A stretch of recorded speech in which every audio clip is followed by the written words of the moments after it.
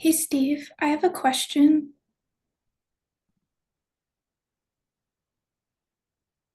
Sharing there so I can see you. Yes. So yesterday I did the discussion post, Hmm. but for whatever reason I wasn't able to reply to other people's posts. Me So neither. Oh, okay, so it might be a setting that you need to change in Canvas. yeah, that happens sometimes. I have no idea why. Okay. Yeah, 'cause I don't change anything. Like, yeah. Mhm. Oh, there's a button saying recent issues happened. Do I want to fix it? Yes, I do.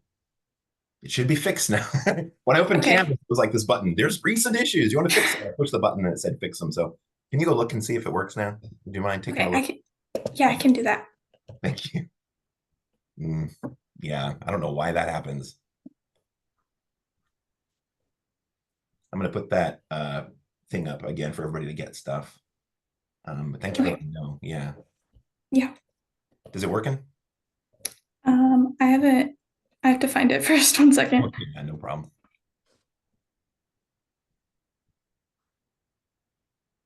Congratulations, Jalen, on both.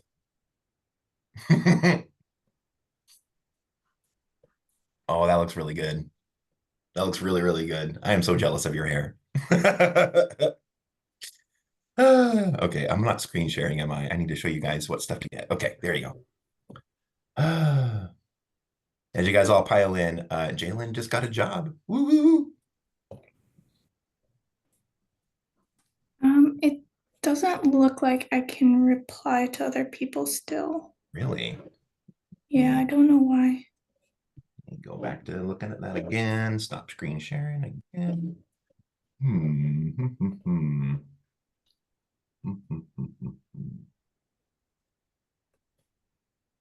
Yeah, I'm supposed to start end of October, so I'm going to be moving from Spokane to Tacoma and then working in Kent and then going to school in Kirkland, and my mom lives in Bremerton. Oh So I got wow. a lot going on this month. Yeah. Yeah, I yeah. drove all the way over here. You'll be So I'm all at, over. I'm actually at LW Tech right now. Oh, nice. Oh yeah, you can see behind you. That's Mhm. cool. Wow. Well, welcome Yeah, to I've the never western been to side of the campus. state. Yeah. And congrats on the job. That is super exciting. Thank Yeah. you. And it's in the field I want to go into, so it works out. Mhm. That's so perfect. I'm really Yeah. happy for you. Yeah. Thank you. Professor Um, Cave. yes. I'm not at home now, and my computer have only 48% of power, so Oh, I can disappear in some moment. Sorry about it. it's okay. If that happens, I can, if you want to see if that happens halfway through the class, email me and this class is recorded. So you can watch the video for the last half if you need to. Okay, thank you. Yeah, no problem. I understand. Hmm. So the discussion board that's not working is the one for this week, right? You said for week 3, Yeah, it's the one that was due yesterday. the interpretive reading theory discussion. That was Yes. the one that we did yesterday. Yeah. Okay. Let me look at this guy. I was hoping it would just be fixed by pushing that button. Edit. Let's try it one more time. Look in here. Threaded. Oh, well, that button. Okay. Could you try it again, please? If you don't mind being my guinea pig, I appreciate it. Yeah, I that's think it's fine. fixed, but I thought it was fixed a second ago too. Jacob, I bet you look like the rootiniest, tootiniest cowboy with those hats on. They're actually my mom's. I'm at my mom's place in New Orleans. Oh, wow. Okay, it looks like it's fixed now. Yay. Okay. So, Yeah. Ugh, thanks for letting me know. I appreciate that. yeah. Yeah, Yeah, I of had course. the same exact question earlier. Yeah, that's all fixed now, everybody. Sorry about that. If you ever see anything like that, please just let me know. Sometimes that I don't understand why, but it's like threaded responses gets turned off. I'm not doing it. It's gremlins for sure. So I'm going to put up again what to go grab before class starts. It's starting like right now, but before class starts, go get these things. There's a few things to grab. Let me go tell you guys again. So let's take half a second, half a minute to go grab that stuff, and then we'll start class. Hi, That'd be everybody. so diabolical. What was that? That would be so diabolical to be like, yeah, these are due, but I'm not letting you do them. Everybody gets Fs. Blah. I hear stories sometimes about like professors, and I'm like, wow, how do you have a job? Were you gonna list what we needed to grab, or I'm sorry. Is it not on the screen right now? I see just the welcome to intro to public speaking. Or is it in the chat? No, Sorry. it's right there on the welcome. You Oh, see interpretive reading introduction examples, the 4 MIME files. oh, duh. Hello. Sorry. It's okay. Yeah, those 3 things. There's actually 6 things because there's 4 MIME files, the interpretive reading introduction examples, and then 10 examples of first person point of view in fiction. So just download all 6 of those to somewhere and you'll be ready to go. Okay.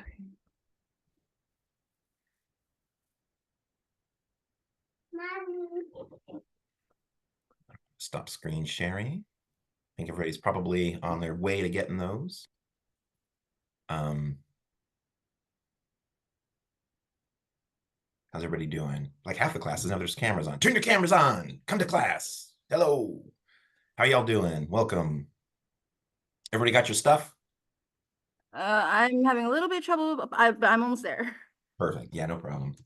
Well, we can, while we talk about that, while you get that, I will show you what our warm-up is for today. Our warm-up is slightly different from what we've done before, is in there's no rolling a die for this time. Instead, this time you get to choose what you're going to do for your warm-up prompt, and it's going to take a little bit more thought for you. So it's not exactly impromptu, but it's more storytelling. So I'll show you what we're doing. So for today's warm-up, you get to choose one of these to tell as a story to your small group. So either an accomplishment that you're really proud of, a time when you experienced hardship or failure, your best childhood memory, or an event from your past that has shaped the person that you are today. So one of those 4. And I want you to tell it as a story to your small group. So let's sit here and I'll let you stare at those and think for about 30 seconds to come up with something.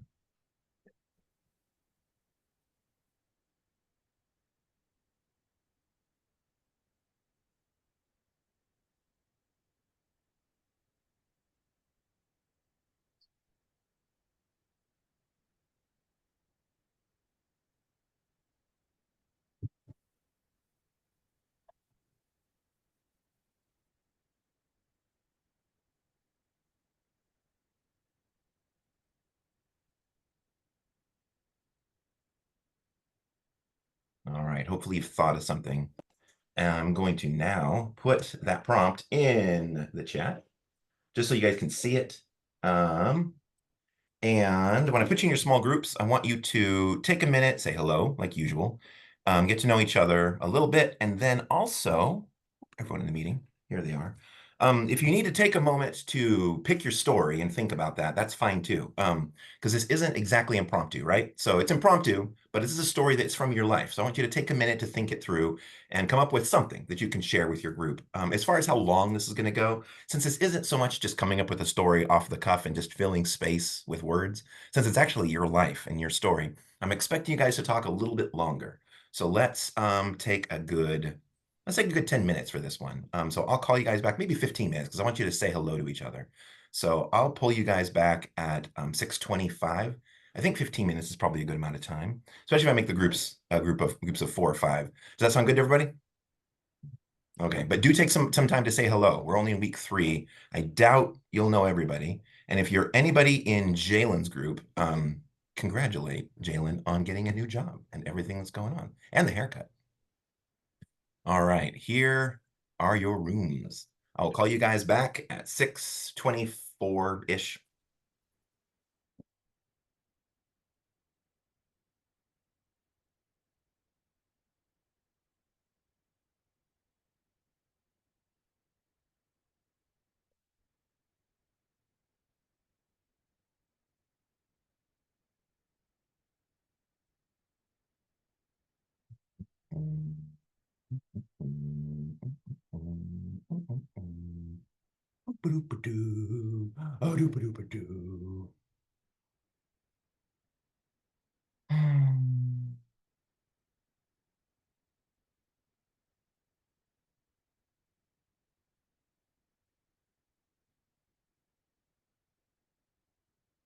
clean that spot. You're a mess. Hmm.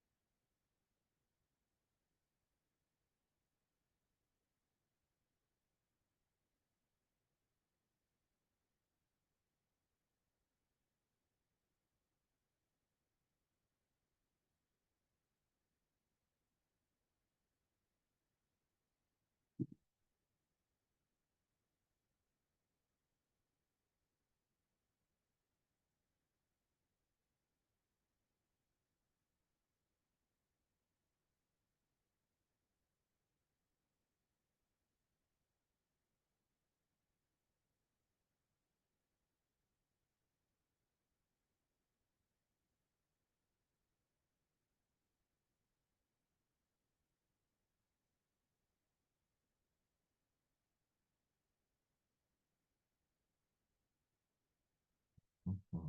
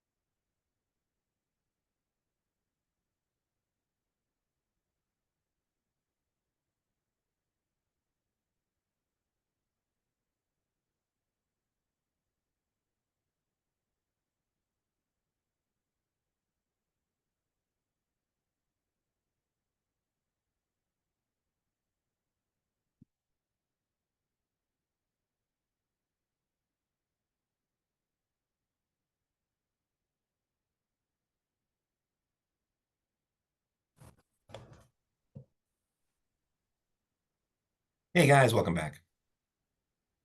How'd that go? Excellent. You guys feeling more comfortable with telling stories and stuff with each other? Do you kind of feel like it's getting there? I'm hoping so. I'm really hoping that having these warm-ups will directly mean more comfort when you're actually performing. That's kind of the goal. So hopefully we get there. Hey guys, welcome on back. It's about 10 seconds before a couple groups. Oh, there's another one.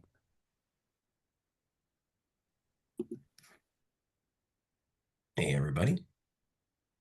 And everybody's back. Awesome. Welcome back, everybody. So hopefully that went well. That was a bit different than what we've done so far for our warm-ups. So hopefully you enjoyed that. That's my hope. Whatever story you just told, you could use for your story that's due this weekend. Just a thought. You have a story that you need to tell from your personal life. Maybe that would work for it. I don't know. But if you're having a hard time picking something, think outside the box. Maybe that'll work. So now that you've talked a little bit, now it's time to watch somebody else talk. So I have another video for us to watch about storytelling. This one is different from the last one we watched on Tuesday. This guy is going to talk about some of the power of storytelling in far as chemically what it does to us, and the reason why storytelling is so powerful, and things that you can intentionally do when you tell stories in your life, but also next week, and what you're doing when you manipulate your audience through storytelling. So let's watch this together. While we watch it, be thinking, how could I use this in my storytelling? But also, we're going to be discussing it afterwards. So here you go. Get comfy and let's watch the magical science of storytelling.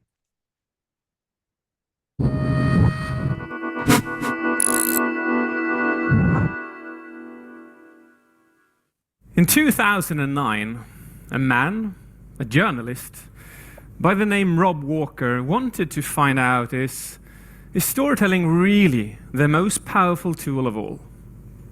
And in order to do this, he went on his computer and he bought 200 objects from eBay. And the average price of the objects were about $1. He then called 200 authors and he asked them, hey, would you like to be part of the significant object study? Which means that I would like you to write a story to one of the objects. And 200 authors said yes.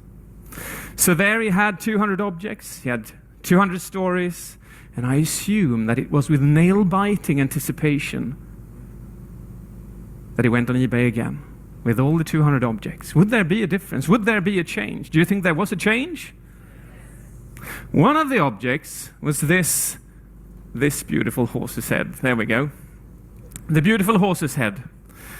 Now this beautiful horse's head was bought for 99 cents and was sold when a story was added for $62.95. That is a slight increase of 6,395%. So was this a one-off situation? Not really, because he bought the 200 objects for a total of $129, selling them for $8,000. Now that's insane. But you know what's even more intellectually challenging to understand is how can you and I go to the movies and pay good money to watch movies like James Bond, who are absolutely unrealistic. And we sit there, we enjoy the movie, and some of us, we really enjoy the movie. And we leave the theater going like, God, what a man! I would like to be more like him. I'd like to walk like him. I'd like to talk like him. I like Bond. Wonder how I could be more like Bond.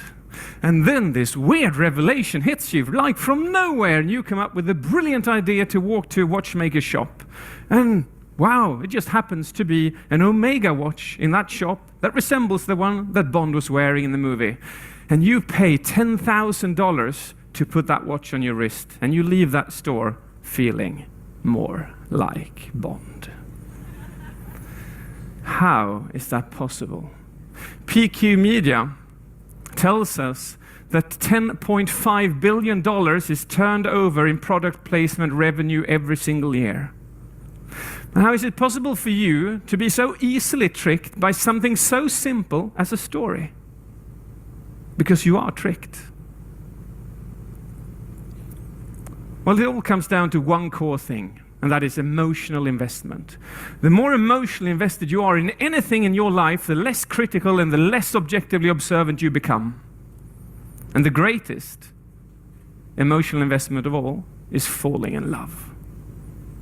Now, falling in love resembles a good story.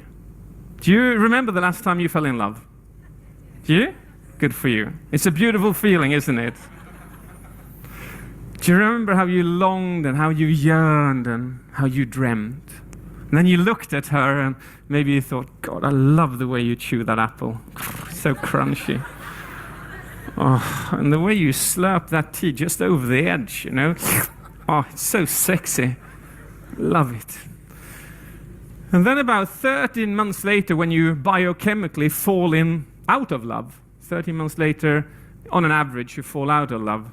Suddenly, you find yourself sitting in the sofa. And you go, Jesus Christ, where did this thing come from? Oh my God, and where are my friends? This is a weird thing. And then suddenly you hear a sound. You go like, what's that? And you go over to the kitchen and you look and you go like, oh, it's you. You're eating an apple there. Could you just keep that down just a little bit? Yeah. You're kind of spraying the table there. Please don't. And you sit down comfortably again, and just a minute later you hear somebody drinking tea from the kitchen going, and suddenly this is all annoying to you. Have you been there? Sadly enough. 30 months later, our critical thinking and our cortex comes home from a 1-year-long vacation, and we start questioning things. Now, during those 30 months, what happened was that your brain was flooded with neurotransmitters and hormones, hijacking your cortex, throwing your objectively observant skills out of the window. And the thing with storytelling is that the same thing can happen. In stories, the same hormones and neurotransmitters can be released. Hormones like vasopressin, oxytocin, serotonin, dopamine, endorphins. And do you know what? That's what I would like to do during my talk. I would like to induce 3 hormones into your brain. I call it the angel's cocktail, so it's a nice cocktail. I would like to start with radically increasing your dopamine levels. And I need your consent on this. Is it okay? Cool. And if you don't like the idea of that, you'll just have to cover your ears. So dopamine, this is what it looks like.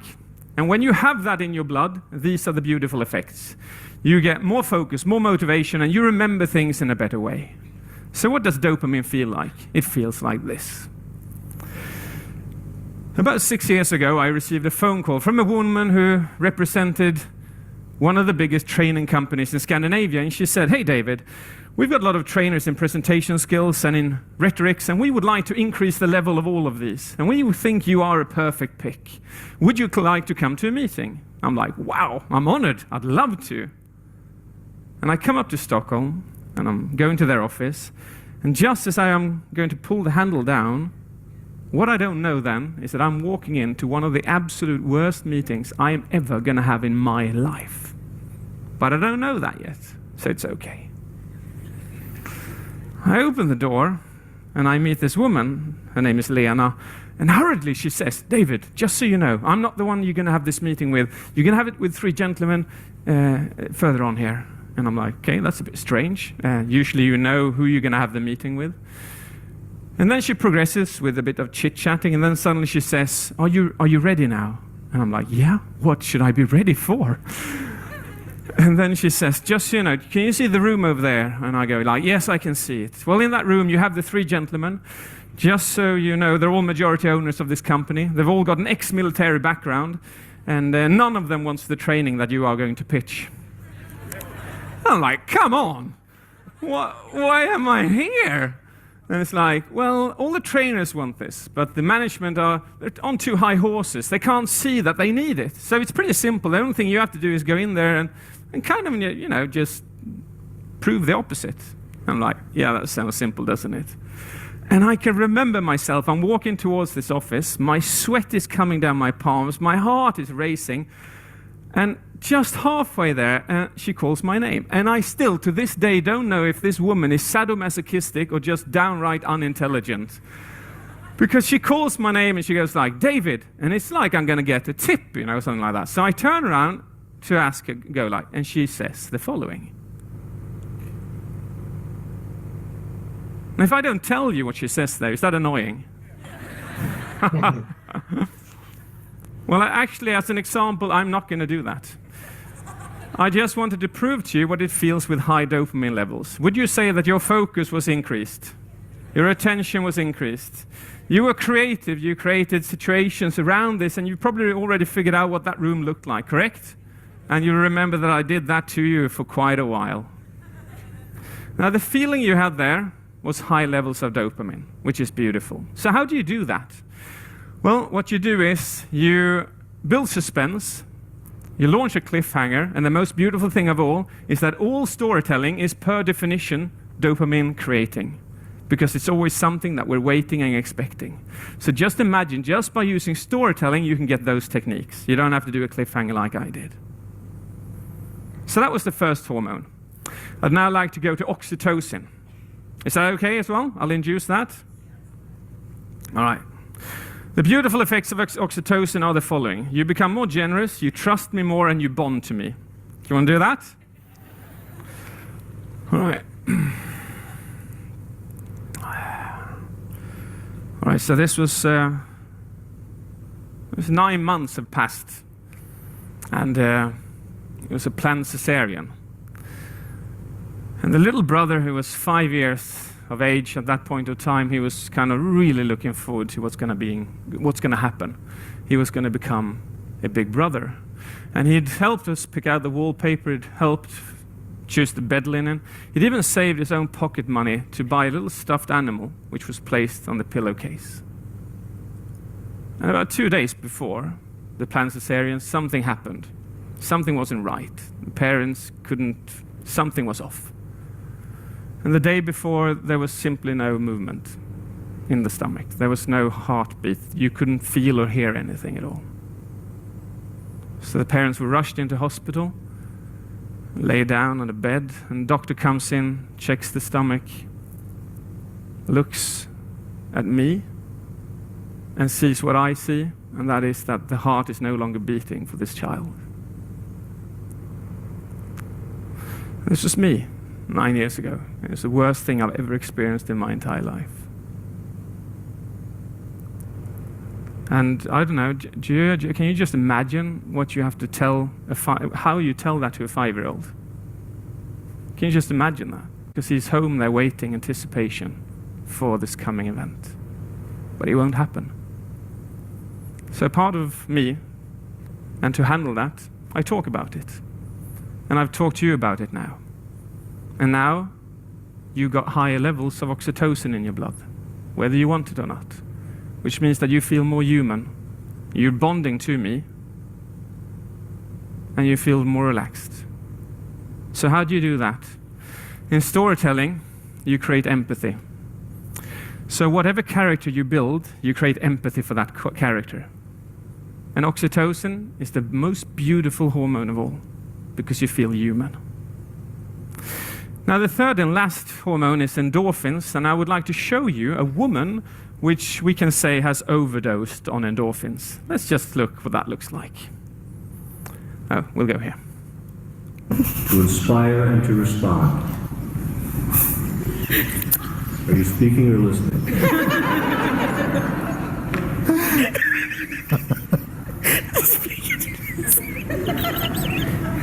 I'm sorry.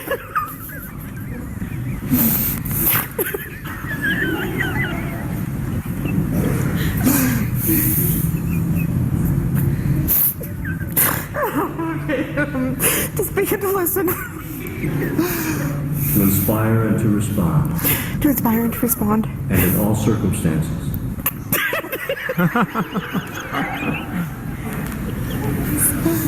And in all circumstances. Of our life together.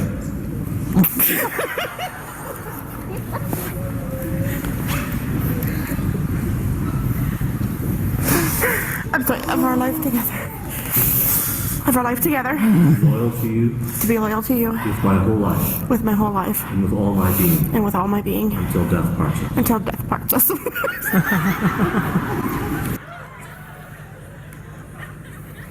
Oh, the timing of that is so lousy, isn't it? So how do you create endorphins? Well, you make people laugh. What happens then is that they become more creative, they become more relaxed, and again, they become more focused, which is beautiful to have. Now, all these three hormones that I've induced into your brain now is what I call the angel's cocktail. But there is an opposite of that cocktail, and I call that the devil's cocktail. And the devil's cocktail has high levels of cortisol and adrenaline. And they feel like this. Ah! Sorry to do that to you. So high levels of cortisol and adrenaline. And the problem with that is that if you got really high concentrations, which I didn't give you there, but when you got high concentrations, look at this.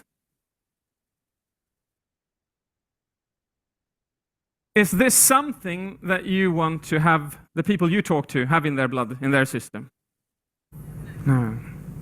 Now, in our stressful work lives, in our stressful lives, many times, when you present, when you communicate, when you deliver meetings, which one do you think they've drunk most of? The devil's cocktail or the angel's cocktail? Most commonly, the devil's cocktail. And the problem then is that you've got all this to work against. But all of that can change today. All of that can change by you starting to use something I call functional storytelling. And functional storytelling means that you do these three things. 1, you have to understand that you don't have to be a bearded old man in front of a fireplace with a dark voice in order to be a great storyteller. In my experience, when I train people, everybody is a good storyteller from birth. The only problem is that you don't believe in it. The second thing is this: write down your stories. You'll notice that you have 3 to 4 times more stories in your life than you normally, or than you thought that you had. 3, index those stories. Which of your stories make people laugh, i.e. create endorphins? Which makes people feel empathy, i.e. oxytocin? And the next time you go into a meeting, you pick the story you want to release the hormone you wish in the person that you're talking to get exactly the desired effects that you want. And that's a beautiful thing. Now, you know me, some of you know me as Mr. Death by PowerPoint. And I want to round off with making my point very clear. And my point is this: 100,000 years ago, we started developing our language. It's sound to say that we started using storytelling to transfer knowledge from generation to generation. 27,000 years ago, we started transferring knowledge from generation to generation through cave paintings. 3,500 years ago, we started transferring knowledge from generation to generation through text. 28 years ago, PowerPoint was born. Which one do you think our brain is mostly adapted to? Thank you very much.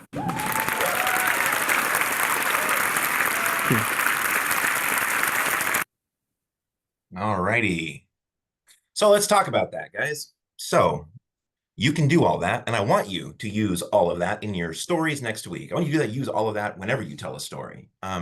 So the takeaway that I want you to take from that are those 3 things, right? Those 3 chemicals that get released. So if you want to release those chemicals in your audience, which I want you to do, I want you to tell a story that chemically interacts with us. You want to tell a story with cliffhanger, with suspense, right?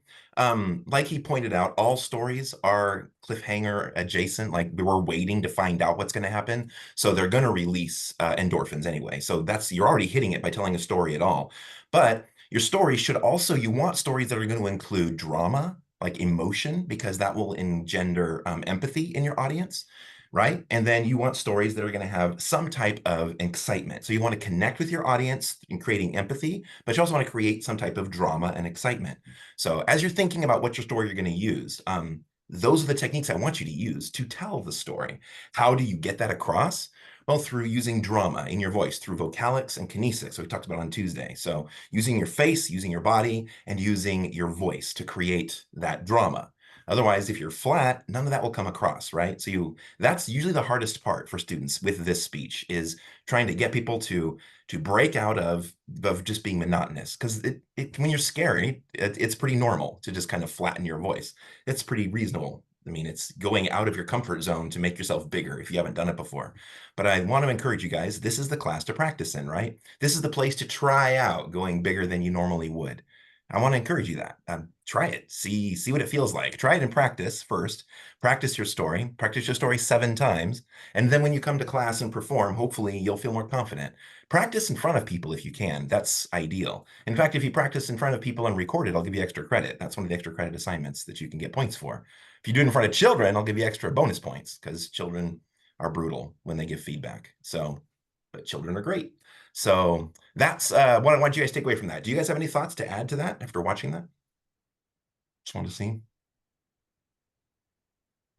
Storytelling's weird, right? Like it's the oldest thing, like one of the oldest things that we do with each other. And it taps into some crazy old stuff. Like he pointed out there, you know, PowerPoint is super new, but we've been telling stories for like 100,000 years. So that's the way to connect with your audience. And it's not just when telling a story, but anytime you're connecting with people, giving a public performance of any kind, weave stories in. When you have a story, people pay attention, they come alive. So, excellent. So now, next thing I want to talk about is the story that you're going to pick. How many of you guys already have a story in mind? 2 of you. And then Gracie had your hand up. So 3, maybe 4. Okay, well, let's talk about something about that then. So most of you, I think, still need to pick a story. I mentioned on Tuesday some places you can go look. Just searching the internet is a great idea. Like flash fiction, that is a good keyword to type into Google. If you just want to look for like, hey, I'm into Avatar: The Last Airbender, flash fiction. You'll find a story that's about 1,000 words long or less, which is about the right length for this. But you can also pick something from anything that you love. In fact, that's the better way to go. If there's a book or a short story or a TV show or a movie or a video game that you can somehow take the story from and adapt into something you can perform for us, that's ideal, especially if it's something you like, because then you'll care more about it and you'll want to share it with us more. So as far as, let's talk about some of the nuts and bolts about what story to pick though. The first thing to wonder about, you might not think about, is should your story be first, second, or third person? Do you guys know, how many of you guys know what that even means? Good, okay, most of you, but not all of you. So that is when a story is written, like whose perspective it's from. First person stories use I, like I saw this. It's just from the person who's telling the story's perspective. Those are generally the easiest for this assignment because it's basically acting at that point. If you can just say, I walked into the room and I saw this person and they annoyed me. Hey, you. It's really easy to get into the mood of the character sharing the line. That's first person. Third person is like God's perspective. That's when you say, Alyssa walked into a room and saw Jacob and Catherine threw a bomb and it exploded. So it's just, you're talking about the people, but who's telling the story? Some omniscient perspective is. Sometimes third person can wander into people's heads. It gets kind of complicated. It also works really well for this story. Second person is when you're telling the story from the reader's perspective. That is not a very effective way for this. So I suggest avoiding that. That would be like a choose your own adventure book. That would be telling the story like you walk into a room and you see a table with a flask on it and you drink it and then you turn into a monster. It's a really weird way to tell a story to somebody. They work really well with games, gamified stories, but not so much for telling a group a story. So I recommend first person. We're going to practice some first person storytelling later tonight. But if you're like, I don't know what to pick, follow your heart, pick something, anything that you care about. I've had students do pick like all the way from like scripts to writing their own. I think I've mentioned that. If you are at all creative, go for it. I've had students, only a couple, but I've had students use AI written stories as well. That's totally fine by me. If you do have AI write you a story though, please read through it ahead of time and make it better, because AI written stories tend to get garbage after the first couple of paragraphs. It's AI. So far, the stories I've heard, they don't hold a thread very well yet. So if you do have AI crank out a story for you, polish it up, make it yours, please. The guy who read his, he was so proud of it. And then when he performed it, I was like, I don't want to judge you on the plot holes in your story. So I'm not, but I'm going to tell you all about them. This story didn't make any sense. You still got an A, but let me tell you about my problems because I teach creative writing, so I'm going to care about that. So anyway, hopefully that makes sense. You can pick literally anything. I had some people stay after class on Tuesday and ask me about things like, could it be poetry? Yes. It could be a cereal box. It could be a lot of things. We're going to watch some examples tonight of people's work.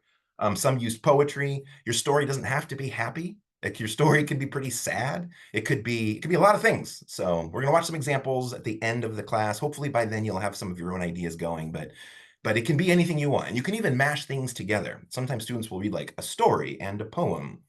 That's also cool. Whatever you want. Just make it yours. That's really the goal. Once you have your manuscript chosen, unless you're writing it yourself, most people will pick something like a book, like your favorite book.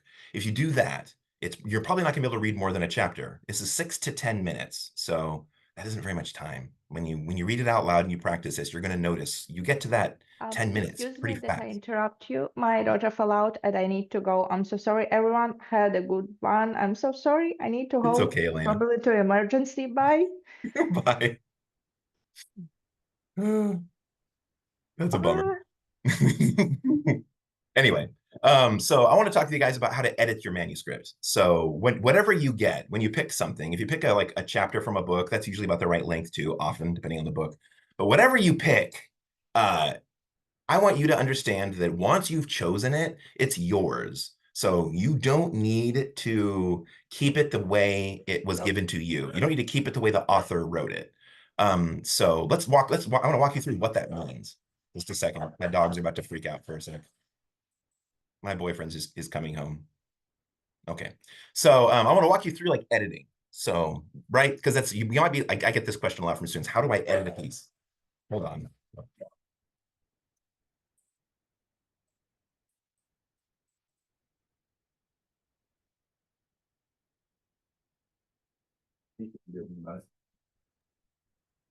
Anybody else realize that our teacher is totally a nerd? Oh, sorry. Hey, welcome back. It's totally what? A nerd. Look at all your little stuffies. I love it. It is very true. It is very true. Yeah. I'm a total nerd. Yeah. There's a lot. When we get to this next speech after this one, it's all about identity. My examples are going to be like, oh yeah, you can see it all behind me. So yeah, let's talk about editing your manuscript. So you get your manuscript, whatever you pick. You don't have to care about the author.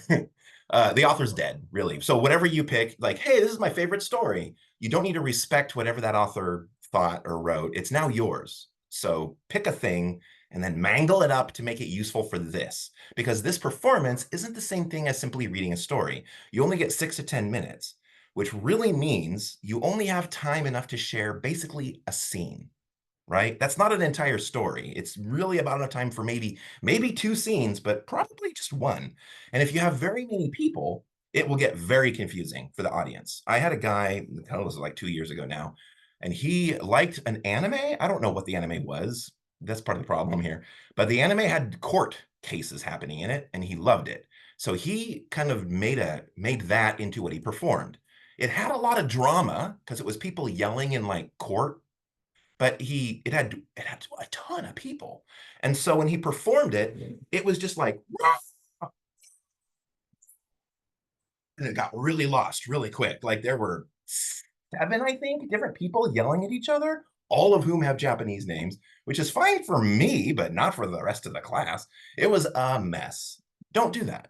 I felt bad for him because he put so much work. He like watched the show, spent hours transcribing the lines so that he could get it right, which is amazing. That's what a cool thing to do. But then it was too many people. It was too distracting. So some tips for making this work right. You want to I wouldn't have more than 3 people in a scene. If you have more than 3, maybe start dropping their names. We don't need to know their names unless we really need to know their names for this scene. So pick a scene you care about and present it to us. Think about how many of those people we need to know. How much background do we really need to know? And then present that scene to us. So I'm going to walk you through one of my favorites. So I love the book Call of the Wild. How many of you guys have read it or know what it is? Only 2 of you have read it. That is so, thank you 2 for reading it. You just passed my class. Good job. You don't need to come anymore. Just kidding. But it is a really good book and it's short. It's old though. It's like over 100 years old now. It's about the Yukon Gold Rush and it's about a dog. It's from a dog's perspective. So of course I love it. The dog's name is Buck and he gets abducted and taken to Alaska and forced to be part of a dog sled team during the Yukon Gold Rush. So I love the book. It's really great. It's also like, what's that term? like it's free now because it's so old. So like you can republish it all you want. So it's a good one for this kind of a thing because you can just hack it to pieces. Yes. Well, is that the term for it? Public domain. Public domain. Oh. Thank you, Catherine. Yes, it's public domain. It's like, I don't remember what this is called. It's stuff everything should be if we didn't have copyright going crazy these days. You know, copyright. Anyway, tangent. Let's talk. I want to show you guys this. So this is chapter 2 of Call of the Wild. So when you back up slightly before I show it to you, when you do your performance, before you give your story, before you even start the timer, before I start timing you, you're going to want to introduce the piece to us. So what are you I'm going to talk later and show you on the screen exactly what to cover. But what you want to say in that is basically who you are, what you're about to tell us, why you're connected to it, like why tell this, right? If you don't share that little connection piece, you're going to lose some points. So make sure that's on the rubric. But also, it really adds to how much the audience cares. Like the fact that I love Call of the Wild would make you listen more as I share the story. If I started and said, hey, I'm going to read to you Call of the Wild, the story I just found yesterday, that's not quite as impactful as, hey, I'm going to read to you Call of the Wild. This is my favorite book. I've read it like, I think 6 times. I fell in love with this book when I was a junior high teacher. And it was at the exact same time that I was coming to terms with my sexuality. And the book is about a dog who gets forced into the wild and he has to come to terms with his own wild nature or die. And I really related to that as far as my own sexuality when I was teaching this book. So I really bonded with it. Now you want to listen to the story, right? So tell us a story that you connect with in some way. It doesn't have to be that crazy. It could be a story you just love, but tell us that you love it. And then you want to tell us anything we need to know for the story to make sense with where you're starting it, right? So I'm starting in chapter 2 of Call of the Wild. So for this story to make sense, you need to know whatever you need to know happened in chapter 1, right? But I don't want to tell you the whole chapter because you're not going to read the whole book. You're just going to hear chapter 2. So in chapter 1, basically Buck gets abducted and sent to the Yukon in Alaska. That's all I would tell you. I would say this book begins with Buck, a big dog. He's not, what kind of dog is he? It's one of those dogs that have barrels around their necks. What are those guys called? St. Bernard, maybe? Anyway, he's a dog like that in California, and he gets abducted and sold off to become a sled dog in Alaska I can't remember when, it's like 1890, sometime around then. And chapter 2, and then that brings us to the beginning of chapter 2, and then I would begin reading chapter 2. So let me show you what chapter 2 looks like. Let me put my glasses on so I can read. So here it is. Chapter 2, The Law of Club and Fang. So this is 2 pages long. So it's just about the right length to read for something like this. So here we start. Chapter 2, The Law of Club and Fang. The first line is, Buck's first day on the Daya Beach was like a nightmare. So right away in reading this, does anybody here know where Daya Beach is or what this place is? No, you don't, right? None of us do. That's confusing. So why not instead change this to Alaska? Oops. To the Alaskan beach. Hey, now the story makes more sense. And it also it's better. It flows better. Perfect. Buck's first day on the Alaskan beach was like a nightmare. Boom. Every hour was filled with shock and surprise. He had been suddenly jerked from the heart of civilization and flung into the heart of things primordial. Do you guys understand that phrase? So we're starting to get into some old English words here, right? Like things are starting to get kind of tricky. Things primordial.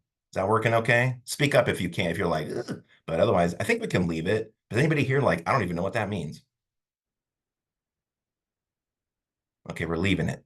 So let me keep going. No lazy, sun-kissed life was this, with nothing to do but loaf and be bored. You guys know that loaf means to lay around? If you didn't, you'd want to change that. Maybe we could change it right now. Lay around. I mean, this is over 100 years old, so there's no problem with changing it. With lay around and be bored. Here was neither peace, nor rest, nor a moment's safety. All was confusion and action. In every moment, life and limb were in peril. There was imperative need to be constantly alert.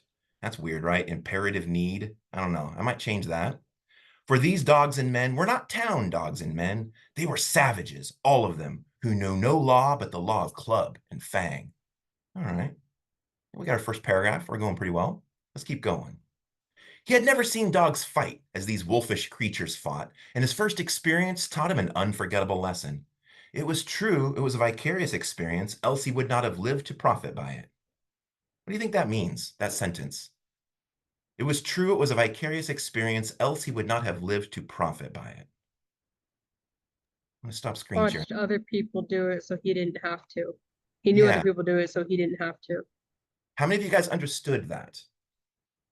How many of you guys did not? You're like, that was confusing. A couple, yeah, enough. Usually when I read this, I have a lot of people say, I don't know what that means. So Jalen, half of the class gets it, half doesn't. So doing some audience analysis, that might be a good phrase to change because you don't want to lose your audience while you're telling them a story. There's no reason to keep the old language, right? So Jalen's 100% right. That's exactly what that means, but we could change that. So it was true, it was a vicarious experience, else you would not have profit by it. So you could say, or you could just wipe that whole entire sentence out. I'm going to go back and share again so you can see what I'm looking at. If we could just wipe this whole sentence out, and it could just go straight from, he had never seen dogs fight as these wolfish creatures fought, and his first experience taught him an unforgettable lesson. Curly was the victim. Oh yeah, that works. It's kind of straight to, ooh. Especially if I speak this really slowly. Curly was the victim with a low tone. When you get to that spot, that's going to be pretty ominous. You start to think, oh God, what's about to happen? You start to have some of that, ugh. They were camped near the log store, where she, in her friendly way, made advances to a husky dog the size of a full-grown wolf, though not half so large as she. This phrase here usually throws people too. So like, she's huge, right? That's what this is trying to say. But I think that phrasing also gets people confused. And I don't know that it's super important. I'm going to wipe it out. Made advances to a husky dog the size of a full-grown wolf. There was no warning. Only a leap in like a flash, a metallic clip of teeth, and a leap out equally swift, and Curly's face was ripped open from eye to jaw. It was the wolf manner of fighting, to strike and leap away. But there was more to it than this. 30 or 40 huskies ran to the spot and surrounded the combatants in an intent and silent circle. Buck did not comprehend that silent intentness, nor the eager way in which they were licking their chops. Do you guys know this term, licking their chops? Yeah, it's like licking your mouth, your teeth. Good. Curly rushed her antagonist, who struck again and leapt aside.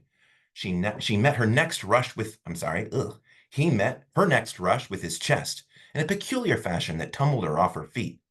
She never regained him. This was what the onlooking huskies had waited for. They closed in upon her, snarling and yelping, and she was buried, screaming with agony, beneath the bristling mass of bodies. So sudden was it, and so unexpected, that Buck was taken aback. He saw Spitz run out his scarlet tongue in a way he had of laughing, and he saw Francois swinging an axe, spring into the mess of dogs. We have 2 new characters here. What about those? So Spitz, I know this book. I've read this book many times. Spitz is the antagonist. Spitz is another dog, the dog who Buck fights against throughout the entire story. Spitz is an asshole, and I hate him. I've hated Spitz my whole life. I want you to hate Spitz so bad because I love this story, and I want you to care. But Spitz isn't really a major character in this scene. So it's kind of confusing to suddenly have another character show up right at the end. This is the last paragraph of my story, right? So I think we cut Spitz out. I think that I know that Spitz is important later in the story, but is Spitz important right now? The fact that there's a dog there is important, but the fact that it's Spitz, not so much. So I think we should cut his name out, because the more names you have, you force your audience to remember them. Every name you tell the audience is trying to remember. Oh, okay, there's a Jack and there's a Jill. Okay, I'm keeping track of this. And there's a Susie. Okay, there's a Jack, a Jill, and there's a John. Okay, there's a Jack. Oh my God, there's a Walter. Like, it gets to become too many people, especially for a short 1-scene story, right? Especially when there's no visual cues to tell you what you're looking at. If the storyteller gives voices to everybody, like a different voice, if Walter talks like this and Susie talks like this, that helps. So that's where vocalics can really help. Kinesics can help too, because you can give each person a different look, or you can turn your face to talk this way when you're Susie, and you can talk this way when you're Michael. Those are all very effective tools, but it's also pretty advanced. So if you aren't doing all of that, cutting down the number of actors is the better method. So let's go back to the story. Boop. So here we are. Buck was taken back. He saw Spitz run out his scarlet tongue in a way he had of laughing. I think this usually confuses classes too. In a way he had of laughing, like his tongue's out in a way that shows that he's laughing. So I'm just going to cut this whole sentence out, but I'm going to leave in Francois. He saw Francois, who's a human. I know that, but you probably don't know because you're hearing about dogs. You probably assume that he's swinging an axe so immediately, but I could just say a human. You don't need to know his name. He saw a human swinging an axe, spring into the mess of dogs. Perfect. You still only have one name, Buck and Curly. So far we have Buck and Curly. 2 names is pretty good. He saw a human swinging an axe spring into the mess of dogs. 3 men with clubs were helping him to scatter them. It did not take long. 2 minutes from the time Curly went down, the last of her assailants were clubbed off. But she lay there, limp and lifeless, in the bloody, trampled snow, almost literally torn to pieces. The swart half-breed standing over her, cursing horribly. What do you think that phrase means, the swart half-breed? Any guesses? It's horrifically offensive. If that gives you any clue. It means a half-black person. Swart half-breed. It's horribly offensive because this was written 100 years ago, over 100 years ago, back when you could say things like that. So that's not staying in my story. So make sure you watch, especially if you're using old things or things that are, I mean, if you're using something that's really over 20 to 30 years old, you got to watch for things like that. And you want to edit them out unless there's some reason to keep it. If there's a reason to keep offensive language in your story, like you feel there is, like to keep it honest to its whatever, great. You better give a trigger warning before you begin your story. Say, hey, I'm going to be reading to you from the Songs of the South, which is that horribly Disney, that's that Disney racist thing. So if you were, for some reason, that was important to you and your culture to share, great. Give us a trigger warning ahead of time because that stuff's pretty messed up. So back at this story, we're not going to say a swart half-breed because that's ugly language. So instead, I would just say the man standing over her, sort of, oh no, yeah, the man standing over her and cursing horribly. Sure, that works. We don't need to know his race. I don't know why that was important. I don't think the dogs know their races anyway. Let me keep going back. The scene often came back to Buck to trouble him in his sleep.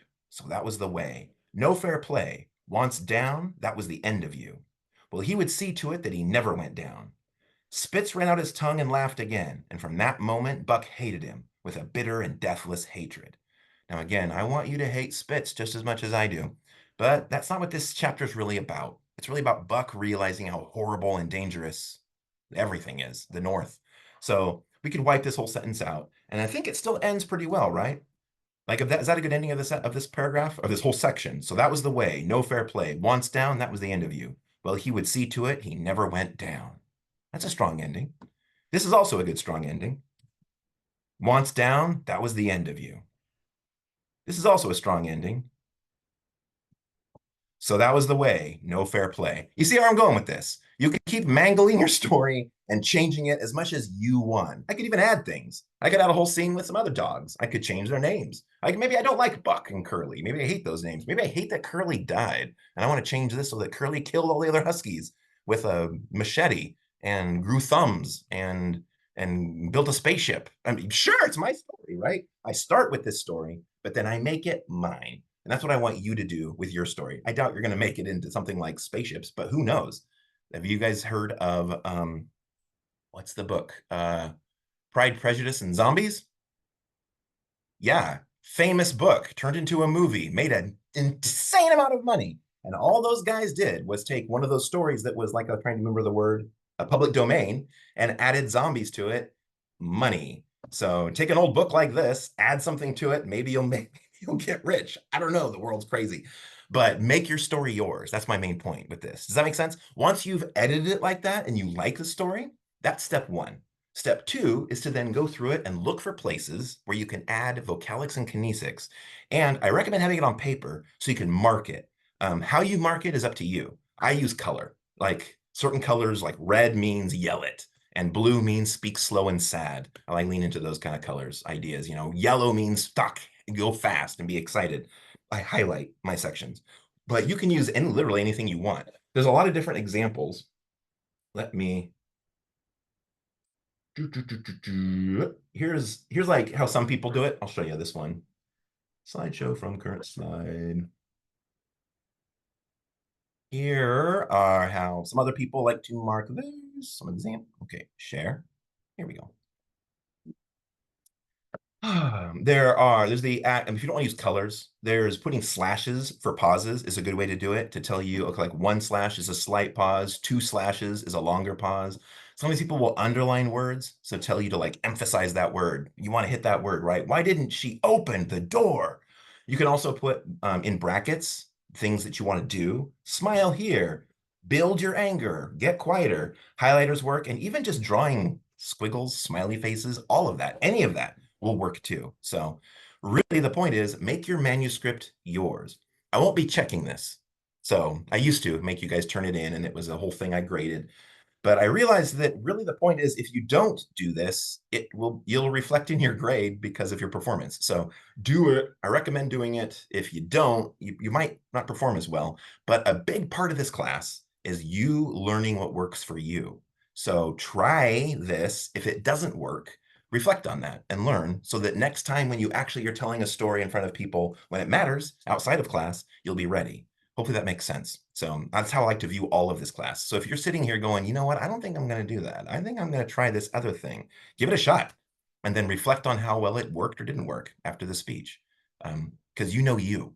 I know it worked for me, but there's a ton of different ways to do it. Like some people will do, here, I'll show you.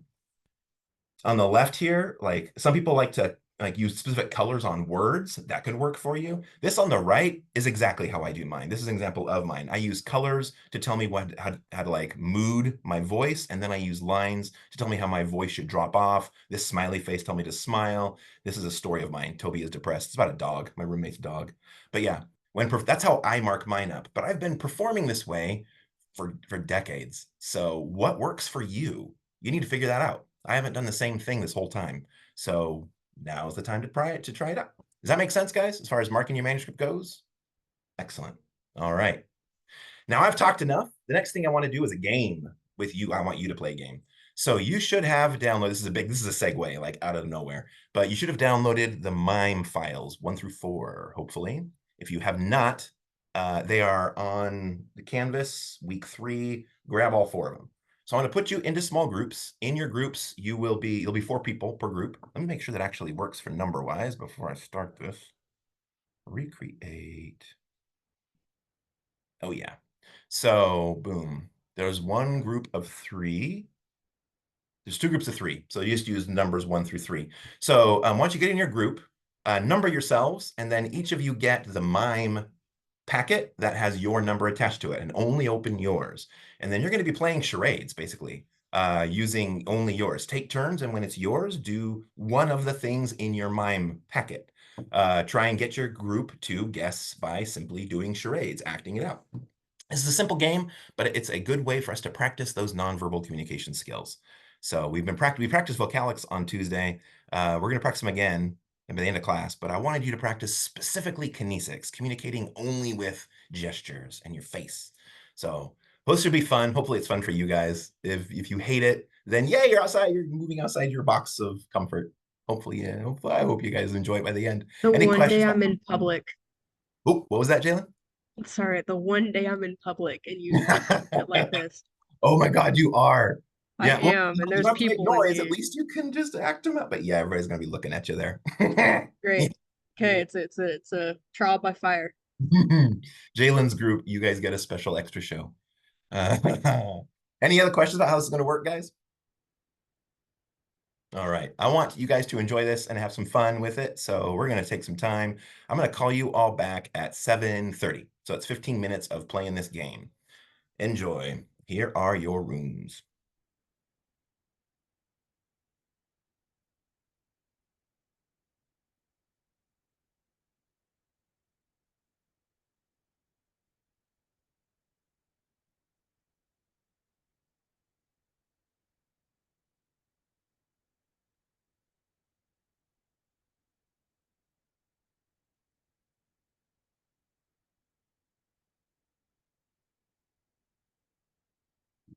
Hmm.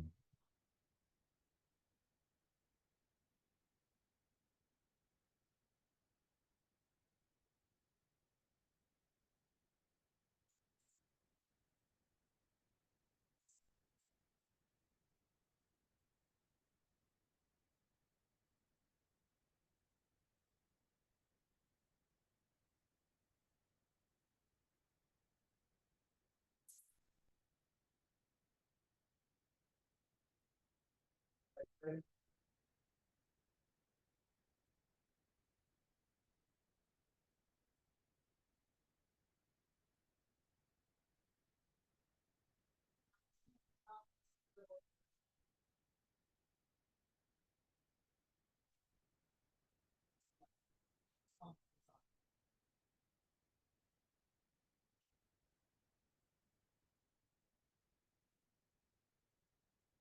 anti-rich people, yet they are fucking voting for Trump. Look at his fucking policies, you pieces of shit. I watched the video earlier. The guy calling in some whatever. Here, basically, like, his dad and his mom are in wherever, half of the hurricane, and they won't take money from Trump to leave their house. And their elderly mom and dad have no power, no food. It's in their horrible situation, but they believe Trump, and that his poor man and wife are like in tears on his radio station, like, what do we do?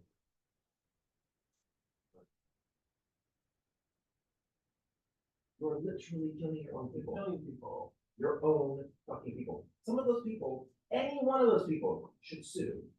Any one of them should start doing something. But watch that. It's gonna change the laws. Politicians lying. I feel like Trump and all the people in the Republican Party have made that very clear. Yeah. Like, our system is clearly vulnerable against. Yeah. When we have factual evidence, like Yeah. I don't want politicians to be able to lie. No, I'm done with that. done with that, when they're fucking responsible for our safety. And Right. health. That's not what I want them to be doing. I want to live in a country where that's something you have to debate. Right? Exactly. Where that's a point you have to somehow make. Somehow people don't just automatically agree with you. That's not a given. That having politicians lie is bad. People are fucking stupid. They are. They don't deserve to vote. So I like that guy, seeing like his parents was a huge part of me was like, good. Yeah. I hope your parents die. Yeah. But they fucking die miserably. Because they deserve it. In seriously every way. If they're this stupid, good job.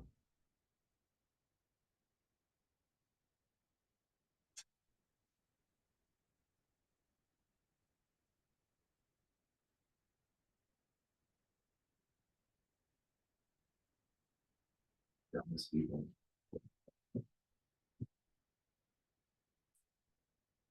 When I came over here to when I came over to let the dogs out to meet you, when I came back, one of my students was saying to the class, "You guys notice our teacher's kind of a nerd."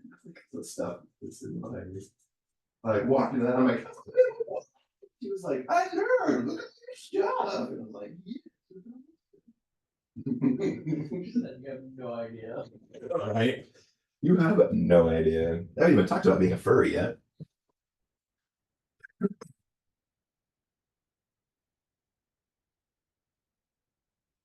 Oh boy.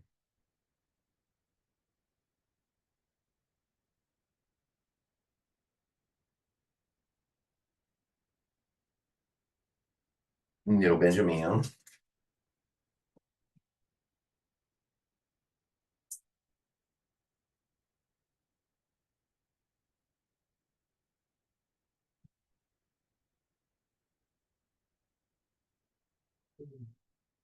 Benjamin.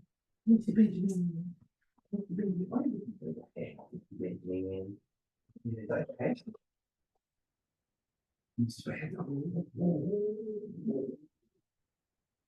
You do this. Oh, yeah, you know it's weird. Hmm.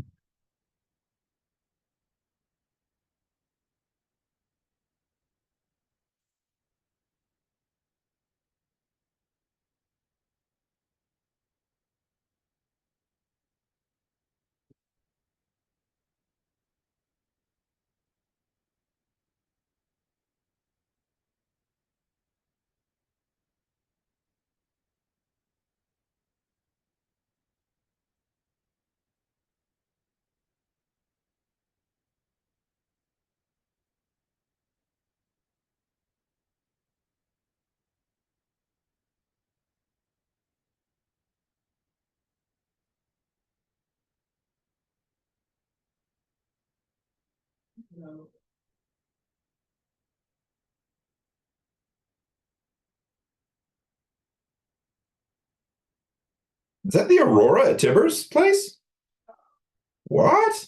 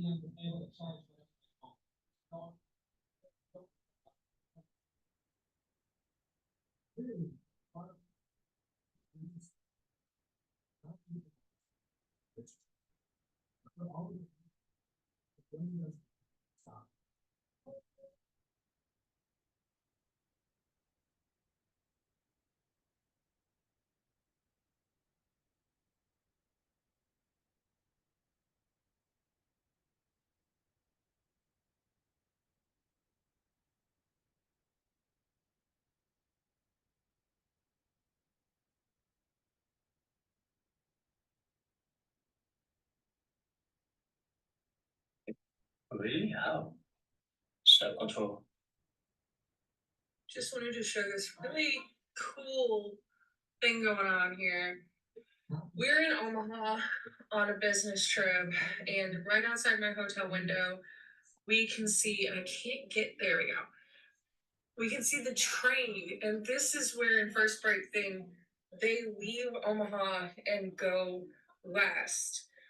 And that is the train track, and I think that that's super cool that I can see it here from my hotel window. You can also see where all the rest of the Omaha stuff takes.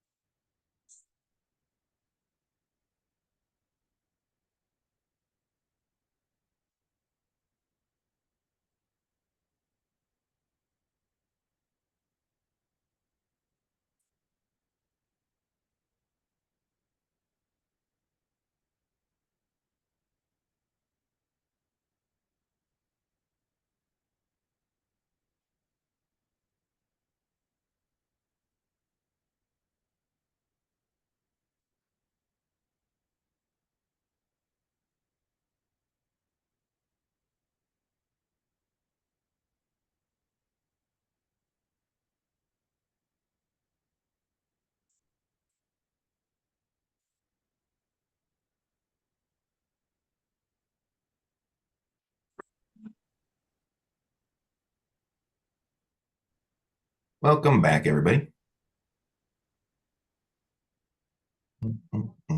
Tried to do the one where it was when you're pretend you're teaching a Zoom class, and I was like trying to be like you, like you do that a lot. I do. Yes, you do. Actually, I didn't know that. they got it. They got it like really quick. No way. Oh, wow. If you ever want to know what your weird habits are, become a teacher, because I get told so much about myself from classes, and I'm like, I do that. I say that. Anyway, I do. You just you just did it like you lean into the camera. Oh, now I'm all self-conscious. I'm gonna sit like this. Anyway, for the rest No, of you can't do that. no, I love it. It's very you're a very like personality wise person. Like you just like exude. Oh, thank I you. love it. Yeah, it's I awesome. appreciate that. Thank you. Hope you guys enjoyed that. Hopefully it might have been pushing some of you outside your comfort zone, but I hope you guys enjoyed it. Yeah. So we only have about half an hour left. I want to watch some examples before I have you guys go tonight, because this speech is the one where you start getting graded on the nuts and bolts. But the last thing I want to talk about before we go into the examples is that introduction. So what needs to be in your introduction for this speech? So here it is. You want to make sure you say the name of the piece, who wrote it. If it's you, say that. Your connection to it. So like, did you write it? Is it your favorite? Did your mom read it to you as a child before she died? Is it something really, who knows? Just tell us why you chose it. If it's just something you chose because you found it and you think it was cool, tell us that. That's still fine. That's still some connection, but you want to share some type of a connection to the story for us. And then what does the audience need to know for this scene you're about to tell us to make sense? And then lead us into that scene. So I think a good example of this would be, how many of you guys are aware of Lord of the Rings? I think most people know that story pretty well. So if you were to tell the story, if you're hey, I want to read to you the scene where the Gollum and is it Bilbo are riddling back and forth. Maybe that's actually the Hobbit. Anyway, you want to do that scene. There's a whole lot of story that you would really kind of need to tell to make that one scene make any sense, but you don't want to do that. That would be the whole time. So you would for that scene, nobody needs to know there's even a Sauron or a Dark Lord or a quest. You don't need to know anything. You just need to know it's a fantasy story and we're deep under a mountain and that there's a hobbit who's looking for a way out, and he comes across a monster named Gollum who has a magic ring. Really, that's all you need. Maybe you need to describe that there's a lake and he's paddling, whatever you need to get right up to that moment. But remember, your audience only needs to know what your audience needs to know. So that's the hard part of this. That's one of the hard parts of this assignment, is thinking what to share with us. So hopefully that makes sense. Let's look at some examples. I've got some good ones to share with you guys from past students. Maybe yours. We'll bump one of these off the list. Since this is the first time we're watching previous examples, I want to make sure that to let you know, I only show examples from students who have given me permission to. So your speeches will not end up being watched by future classes unless you tell me it's okay. So no worries about yours.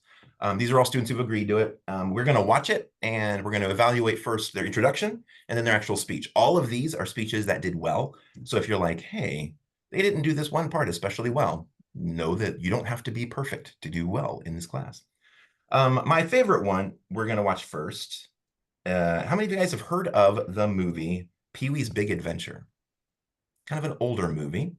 So it was a movie from my childhood. This student, she apparently loved the movie and she watched it and basically wrote out the script of what they said in this scene and then watched what happened and added in descriptions of what happened and basically made it a novel section to make this scene. So you could totally do this. If you wanted to make a section from a movie or TV show into your piece, this is the way you do it.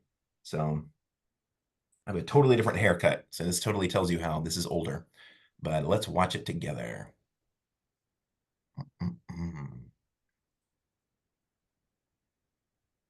Hello, everyone. Today I will be reading a scene from the 1985 movie Pee-wee's Big Adventure. This is one of my favorite childhood movies and still one of my favorite movies today. It was directed by Tim Burton and written by Phil Hartman, Michael Vorhall, and Paul Reubens. Paul Reubens is most famously known for his role as the very silly Pee Wee Herman, an adult-sized child in a red bow tie. So the movie follows Pee-wee as he goes on an adventure in search of his beloved bicycle that was stolen. So in this scene, Pee-wee is hitchhiking across the country. All right, so that's the setup. What do you guys think of that introduction? Yeah, I see nods. Pretty solid, right? Yeah, I think it was perfect. You need to know who all the extra, I don't know who the second name was. Right. Do we need to do all that? I don't think so. I don't think she needed to. I think she overshared in that part. I immediately forgot everybody's name who she said, other than Tim Burton and Paul Reubens. Those are the only names that I noticed. Which you can share more if you want, but I don't think you need to. But I think it's a good introduction, right? And she was so clear. It was clear. It was quick. You know that Pee-wee's looking for his bicycle. And then in this scene, he's hitchhiking. And then she's about to jump right into that. So he leads right up to this moment. And like I like the description of Pee-wee as what is it, an adult-sized child in a man's body or something like that. I don't even know if she made that up. She might have found that somewhere. So With the red bow tie. yeah, with a red bow tie. It was a really good description. Like that line might have been on the movie poster or something. I'm not sure, but it was kind of perfect. So let's hear the rest of it. I think you guys will enjoy this. This is a really good example of taking vocalics and kinesics to the max, and you can do this. This is like going big. She totally committed. Let's watch.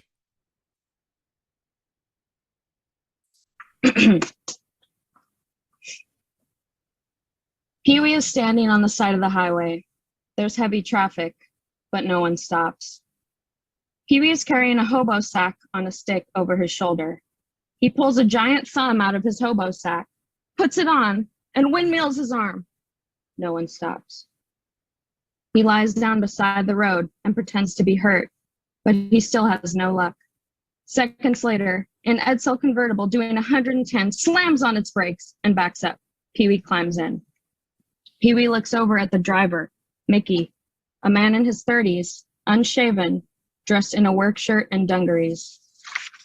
Pee-wee says, "Thanks a million. I've been trying all day to..." Woo! Before he can finish, the Edsel peels off. Pee-wee is pinned to his seat, his face distorted by the G-forces of acceleration. He holds on for his life as the other car swerves into traffic at breakneck speed. Pee-wee notices Mickey's wrists. On each one, there's a handcuff with several links of chain dangling from it. Mickey nervously checks the rearview mirror. "Name's Mickey," he says. "I'm Pee-wee," Pee-wee responds. The Edsel passes a flatbed truck stacked with bicycles, including Pee-wee's bike, but neither of them see it. A second later, the highway forks, and the vehicles head off in different directions. "How about some music?" Mickey switches the radio on. A stern announcer is picked up in mid-sentence. "As he was making his escape, Morelli is armed and should be considered..." Mickey quickly switches it off. Forget the music. Let's just enjoy the scenery." Pee-wee studies Mickey intensely. "What'd you do?" Pee-wee asks.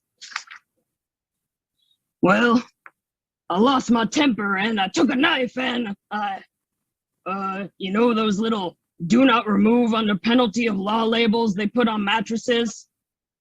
"Yeah." "Well, I cut one of them off." "Gee." "Yeah, I got a real problem with my temper." "Boy, I always thought that was the dumbest law." "You said a mouthful." "Life can be so unfair," Pee-wee whines. "You're telling me." The Edsel continues to speed through the countryside. Pee-wee is talking Mickey's ear off. "And so at first, I tried to go through legal channels, but the cops, do you think they were any help? They just gave me the runaround. Yeah, that's when I decided to take the law into my own hands." "The law," Mickey says. "The law," Pee-wee echoes. They come over a rise in the road. Mickey hits the brakes. "The law!" Up ahead, highway patrolmen are stopping cars at a roadblock. Mickey pulls a .45 automatic from under the seat. "This is it, kid." "Wait," Pee-wee says. "I got an idea." A highway patrolman waves the Edsel forward. The car pulls up with Pee-wee and Mickey in disguises. Mickey is wearing a beard and thick glasses. Pee-wee is scooted over next to him, wearing women's clothing. "No need for alarm, folks," the patrolman says. "What's going on, officer?" Pee-wee asks. "We're looking for an escaped convict, ma'am." "Oh, we heard all about it on the radio, right, honey?" Mickey gives Pee-wee a nervous, uncomfortable look. The patrolman holds up Mickey's mugshot. "Have you seen this man?" Mickey and Pee-wee scrutinize the picture. "Boy, I've seen better heads on boils. No, I'm sure I'd remember that face. Pee-wee turns towards Mickey. Honey? No, Mickey mumbles. Would you mind stepping out of the car, ma'am? The patrolman asks. Pee-wee steps out of the car. Not at all, officer. Is there some problem? The patrolman winks at Mickey. Not at all. I just want to take a look at that pretty little outfit you have on. Pee-wee laughs nervously. Oh. Pee-wee models the outfit as the patrolman stares. Why don't you take a picture? It'll last longer. The patrolman laughs a hearty laugh. Pee-wee giggles while Mickey is in total discomfort. Pee-wee gets back into the car and winks at the patrolman. You have a nice day, the officer says, winking back at Pee-wee, and he waves them on. The Edsel continues along the highway. All right. So let's talk about that. What did she do? Well, yeah, that was good, right? If she was here, we'd definitely be clapping for her. Yeah, what did she do well there? So there's one thing she did at the very end that I haven't talked about, but I want to make sure I mention is how do you end? How do you end this? Right? Do you just stop and say, I'm done? No, you don't. At the universal I am finished is what she did, which is just looking down. When you finish your story, look down. Please don't tell us you're done. If you do, that sort of ruins the magic of the moment of you wrapping up your story in some cool way. So just kind of bow and we'll get it. So trust us that we'll get it. It might make you feel uncomfortable, but we'll get it. What else did she do right there? Lots of vocalics and kinesics, right? I mean, like a lot. She packed it full. She threw herself all over the place with that. She also gave her characters voices, which I think worked really, really well, right? So you're required to have 3 uses of vocalics. That makes it really easy. Giving your characters voices, I mean, just those 2, Pee-wee and Eddie, was that his name? Those 2 characters already took 2. And then she had the police officer. Those were 3 characters, not to mention all the other noises she makes. And then she had facial expressions, she had gestures, she nailed it, right? Is there anything else she did there that anybody is sitting there watching going, you know what? I think I can steal that. Her eye contact. Yeah, really good, right? So remember, that's the camera, everybody. So when you're performing, I'm going to remind you guys this a lot, but you want to make sure with this performance that you give glancing eye contact to the camera. So you can read, like, if you're reading from paper, you can read like from your paper all you want. Just every once in a while, glance up at least at the camera. The best way to do that, a trick for doing that, is on your paper manuscript, every once in a while, put like a very large mark of some kind that's like a color. Like for me, it's an X of some color, a color that I don't use anywhere else on the manuscript. And that way, when I come to that spot, I can look up and I can look back and find that spot again immediately. If you don't do that, I have seen plenty of students get very, like, if you do well and you aren't expecting to do well, especially, and you start doing well with your performance, you can get excited and be like, oh, I'm doing really well. And then you start glancing up at the audience more than you've planned. And if you hadn't marked your manuscript, you can end up getting lost. I've seen the look on students' face where they're like doing really well and they're like, blah, blah, blah, blah, blah, blah, blah, blah, blah, blah. Oh, wow, I'm doing so well, blah, blah, blah, blah, blah, blah. They keep looking up and then they're like, and then you see their face go white and they're like, ah. And that's a pretty bad feeling, like your heart drops. And this is a good place to practice that, but I recommend that in your manuscript, marking places to tell yourself, look at the audience. Now's the moment to give that camera a moment of eye contact. Between paragraphs is a great place to do it. Or when you want to really emphasize a moment, like something crazy just happened. Any other thing that you heard her do or saw her do that you're like, that was pretty cool, I can steal that. Anybody else? How she's moving her body, even if she's sitting, and she can move and give a lot of position, Yeah. That was so good too. Yeah, right. It was perfect. When she did the car slamming back, like it goes, Yeah. that was really fun, wasn't it? Like, and once that Mhm. happens, oh, you're in for a fun ride. This is going to be a fun story. Yeah, steal that. All of you can do that with your stories. Anything else? These are good. These are really good observations. Let's look at another one. So, where are we at? Which one? Ooh, how much time do we got? Yeah, we could maybe do 2 more. Do you guys want to do Yeah. So I want to kind of show you a spread of type of stories.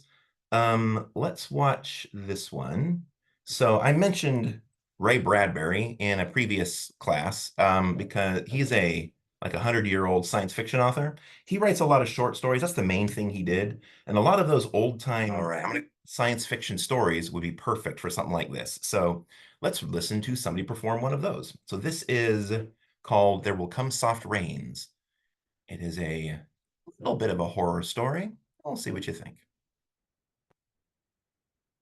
I'm gonna go mute myself, start when you feel ready to go. All right. I will be reading from There Will Come Soft Rains. It's a short story by Ray Bradbury.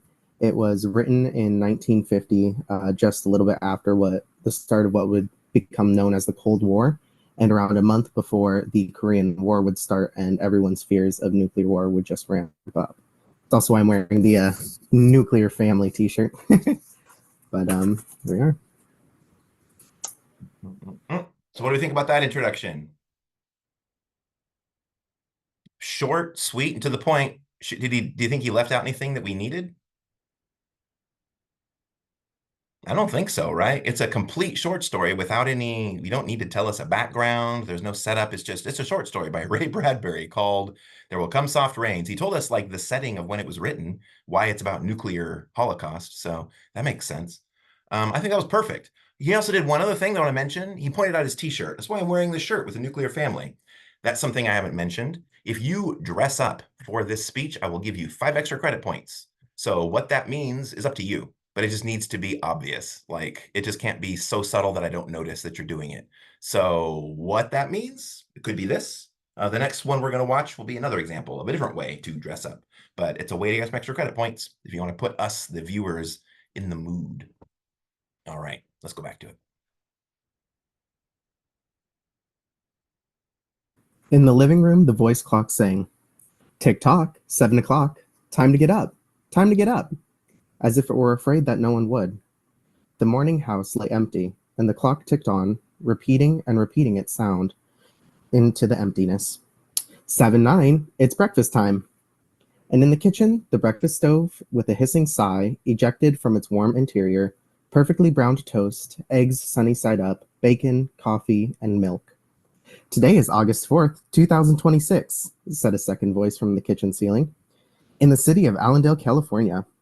It repeated the date 3 more times. "Insurance is payable, as are the water, gas, and light bills." Somewhere in the walls, relays clicked, and memory tapes glided under electric eyes. 1 o'clock. Off to school, off to work, run, run, run. But no doors slammed, and no carpets took the soft tread of rubber heels, and it was raining outside. The weather box on the front door quietly sang, "Rain, rain, go away, umbrellas, raincoats today." And the rain tapped the empty house. Outside, the garage chimed and lifted its door to reveal a waiting car, and after a long wait, it slowly closed. At 8:30, the eggs were shriveled, and the toast was like stone. An aluminum wedge scraped them into the sink, where hot water whirled them down its metal throat, which digested and flushed them away to a long-distant sea. The dirty dishes were dropped into hot water and emerged out, twinkling dry. 9:15, time to clean. Out of the warrens in the walls, tiny robot mice darted. The rooms were a crawl, with small clearing animals made of rubber and metal. They thudded against chairs with their little mustache runners and started kneading at the rugs to suck up all the hidden dust. Then, like mysterious invaders, they went back to their burrows, shut off their eyes, and disappeared into the walls. 10 o'clock. The sun came out from behind the rain, and the house stood alone in a city of rubble and ash. 10:15. The garden sprinklers whirled up a golden fountain, filling the soft morning air with scatterings of brightness, and the water pelted against window panes and ran down the charred west side of the house, which had been burnt, evenly free of its white paint. The entire west face of the house was black, save for 5 places. Here, a silhouette in paint of a man mowing a lawn. Here, as if a photograph, a woman bent over to pick up flowers. Still further over, their images burned into the wood. A small boy, hands flung into the air. Higher up, a thrown ball, and opposite him, a girl, with her hands raised to catch a ball, which would never come down. 12 noon. A dog whined, shivering at the front porch. The front door recognized its voice and opened up. The dog, once huge and fleshy, but now gone to bone and covered in sores, moved in and through the house, tracking in mud. Behind it were the angry mice, angry at having to pick up the mud, angry at the inconvenience. Not a leaf fragment could flow under the door without them coming out to grab and send them through tubes in the walls into the fiery furnace down below, which sat in the dark corner like an evil Satan. The dog ran upstairs, hysterically yelping to each door, at last realizing that there was only silence here. It sniffed the air and scratched at the kitchen door, which behind it the stove was making pancakes which filled the house with a baked smell and the scent of maple syrup. And the dog frothed at the mouth, laying at the door, sniffing, its eyes turning to fire. It ran wildly in circles, biting at its tail, and then it died. It lay in the parlor for an hour. 2 o'clock, sang a voice. Delicately sensing decay at last, the regiments of mice hummed out as softly as blown gray leaves in the wind. 2:15, the dog was gone. In the cellar, the incinerator glowed, and suddenly a whirl of sparks leaped up the chimney.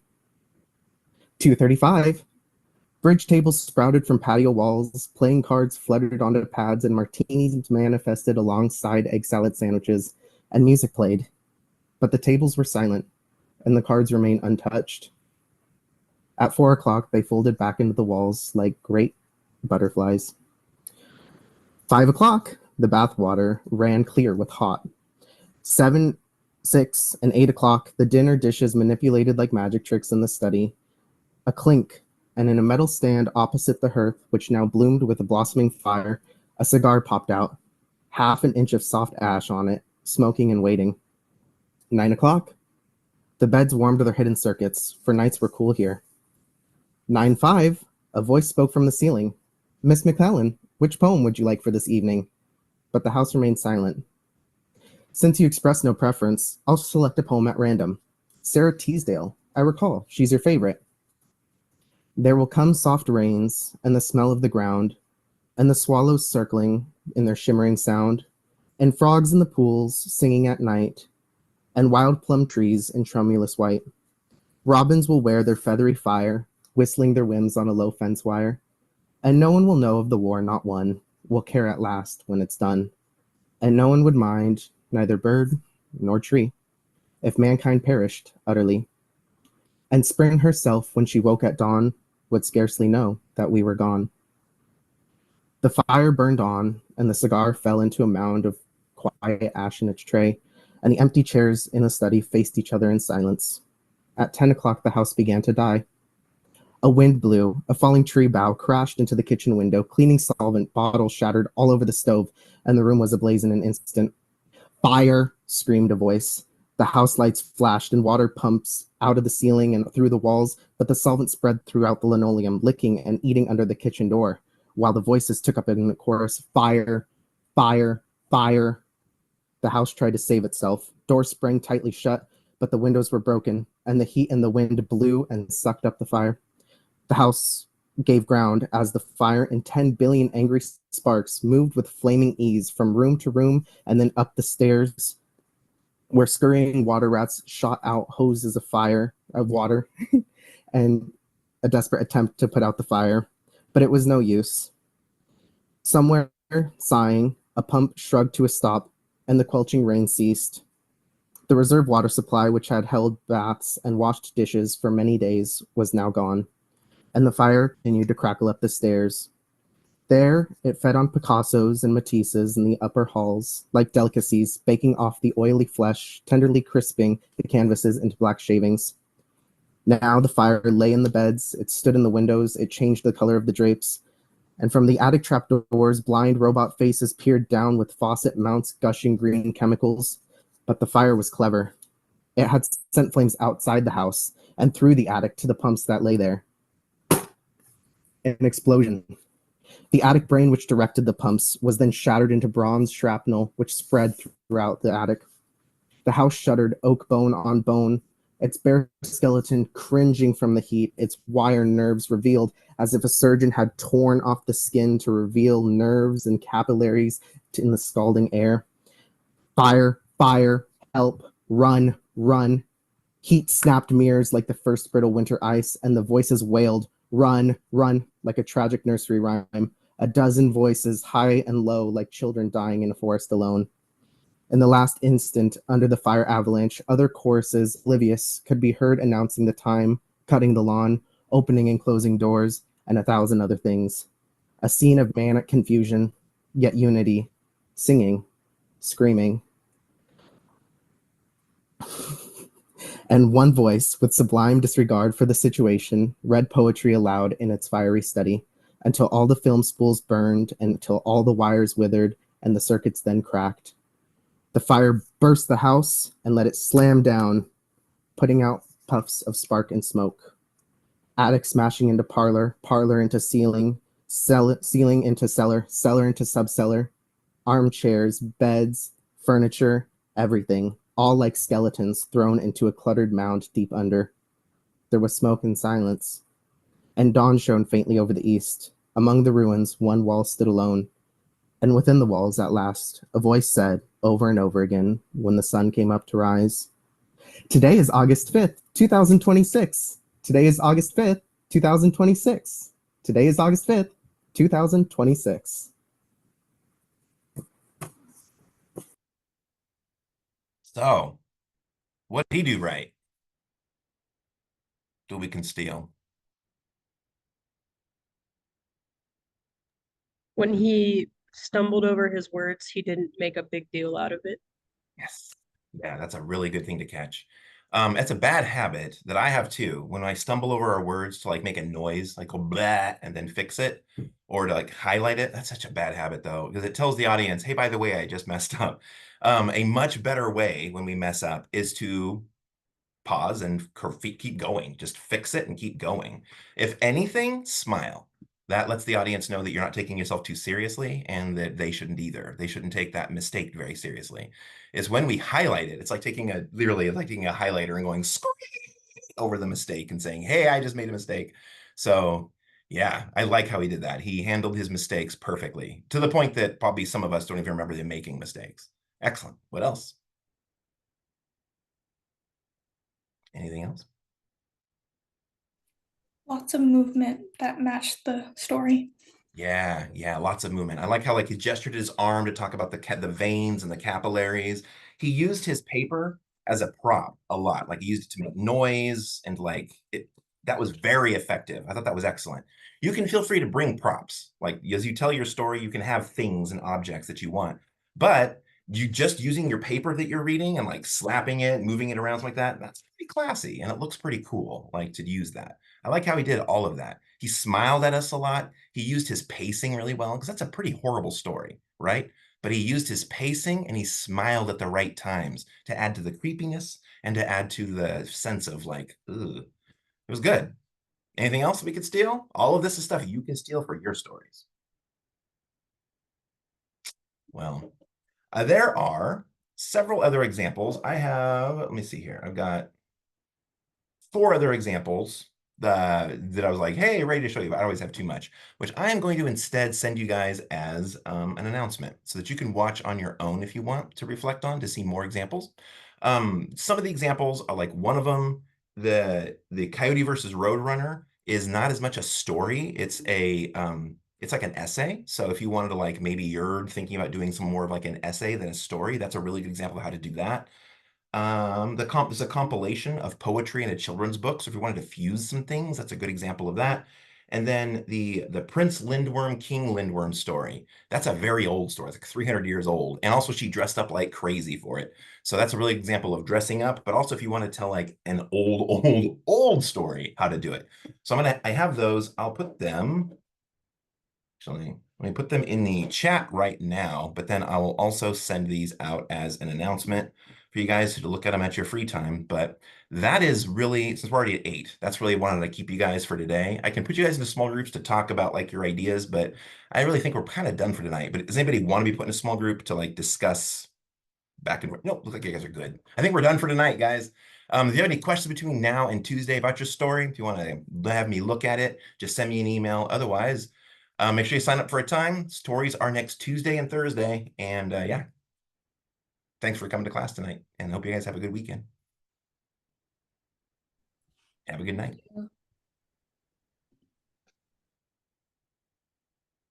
Oh, I did have one question. Yeah. Yeah, Griffin. So for because it was Tuesday and Thursday, right? Is when we're doing speeches. Yeah. I can't be here on Thursday.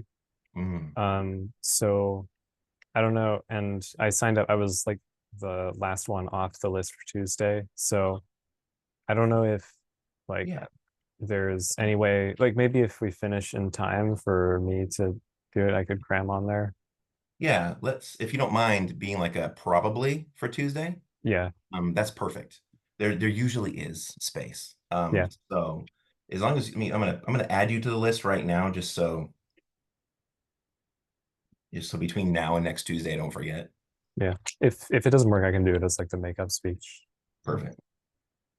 Let me add you though, just because that's a whole week away and I'm gonna forget. Yeah. There's only 11 people, so I'm going to, there you go. Yeah, Griffin. Let's put you as maybe. But my guess is definitely come prepared because you probably will be able to. Yeah. Yeah. Oh, and also, are the speeches, are they going up on YouTube? Is that a thing? Yeah. They'll be okay. posted on YouTube as, but like unlisted, so people won't be able to find them without the link. And then I'll give you guys the link so that you can watch yourself for your reflection. Okay. Yeah. All right. Thanks. Yeah, no problem. See you on Tuesday. See you on Tuesday. Have a good weekend. Hey, Gracie, how you doing? Did you have any questions? I think maybe you're gone.